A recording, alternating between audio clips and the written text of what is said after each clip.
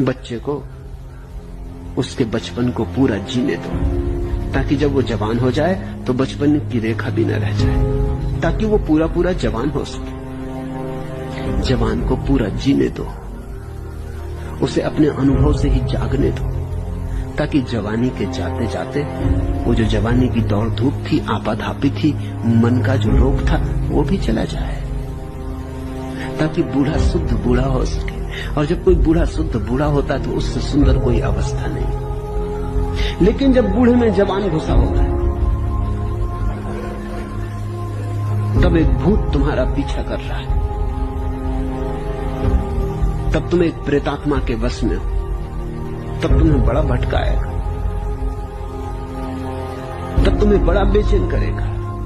और जैसे जैसे शरीर असक्त होता जाएगा, वैसे वैसे तुम पाओगे वेग वासना का बढ़ने लगा।